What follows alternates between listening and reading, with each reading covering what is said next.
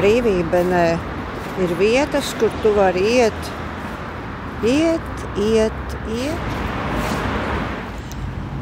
Atnācu uz Brīvībeni kopā ar Kuzmina Brīvībeni, īstenībā Kuzmina Brīvībenes dēļ.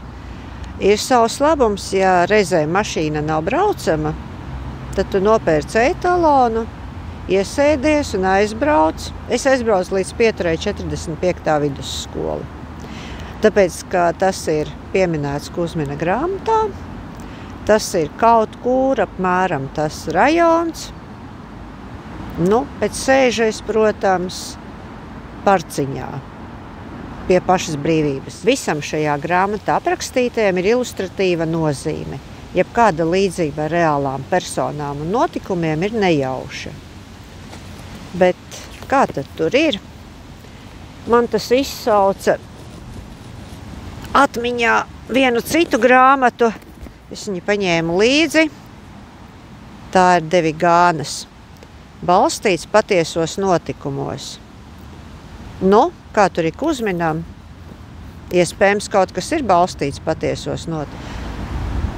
Kāpēc tad es izvilku to Vigānas balstīts patiesos notikumos?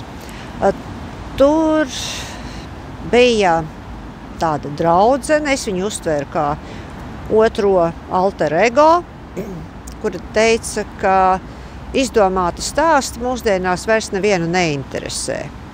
Un viņa pārmeta autorei un centās iestāstīt, ka jāraksta par sevi, tikai tas interesē lasītāju.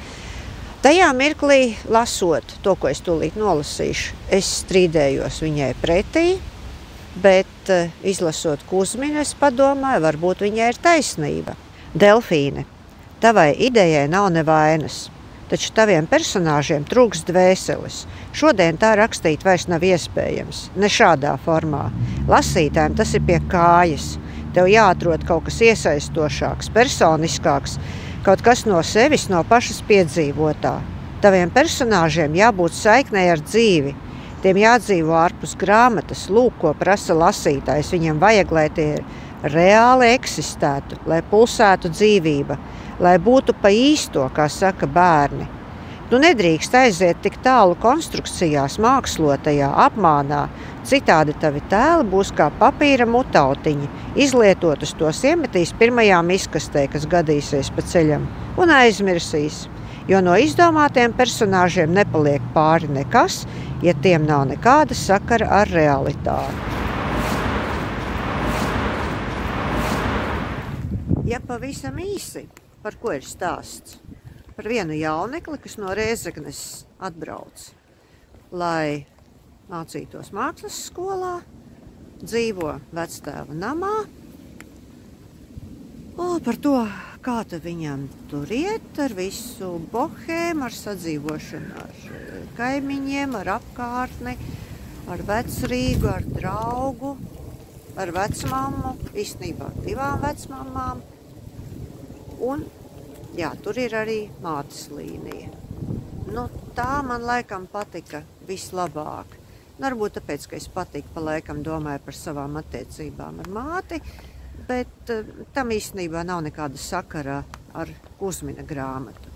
Tātad viena daļa ir sižets, otra daļa ir, protams, izteikti kuzminiskais. Viņa pārdomas, filozofēšana un tā tālāk un tā joprojām. Tas iespējams būs tuvāks tiem, kam patika Hohma. Man tuvāks bija sižets, un tas bija tuvāks tam Kuzminam, kas man iepatikās ar skaistums un nemiers. Pievērsties viņa acīm, vēsturiskajiem kaut kādiem notikumiem. Protams, Brīvībenē ir daudz visa kā.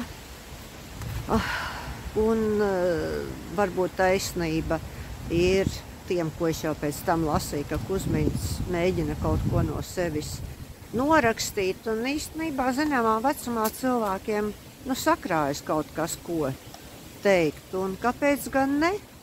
Galvenais, ka ir kāds, kas to uzklausa. Un ja tas ir ielikts tādā labā saturiskā mērcē, tad es esmu ar mieru lasīt arī Kuzmina pārspriedumus. Vienīgi, man likās, ka te tomēr ir šī, jau nobriedušāka Uzmiņa pārspriedumi. Tur pieņemsim par to, kas dzīve, kas ir pa īstam, kas ir kopija labiem, sliktiem cilvēkiem un tādu.